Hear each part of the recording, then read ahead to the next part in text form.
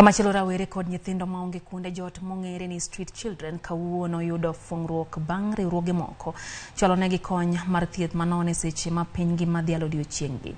Alap mar Jaramogi Oginga Odinga Sports Ground ne odich seche manaimiyo gi thieth manono ahinya to pim mar malaria kod mano mar lak. Riwruoge manotimo mae yango ni nyithindogo ojuang' ka kwan margi medore Kisumu kanyo omiyo nego koro chak dewangi. Oganda bende kwayo ni mondo oneni orito nyithindogi makare mondo mi oduok chien medruok margi e kor bombe ma Thurka.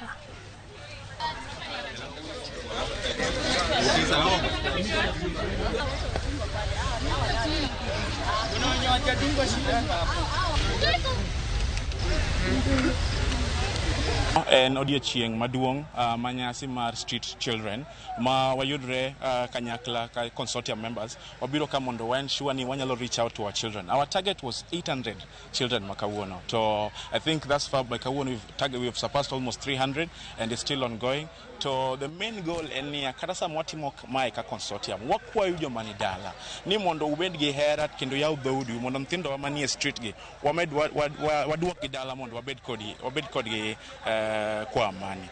We're here with our friends from the streets, both children and youth, and our friends at Maisha Meds have very generously offered to be able to provide malaria testing and malaria treatment, as well as a small snack for our friends from the streets to encourage their health and well-being. Agape Children's Ministry has been working in Kisumu for 30 years.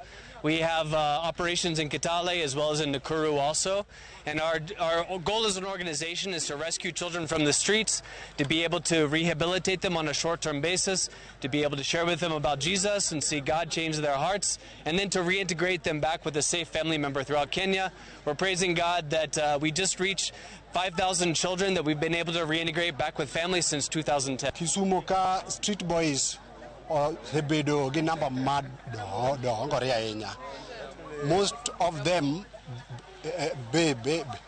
doga under influence jo maricho to wan kaka riwruok kanyakla kata kaka life children watema ahinya mondo mi wageng influences ainago ne jok ma nyalo bedo gi paro marach mar tiyo gi street boys e yo ma chik ok dwar. Nyaka wang'euru ni nyithindo gi duto gin nyithindo ma we have to embrace them in the society mondo mi by the end of the day we reduce the growing number mar jo street.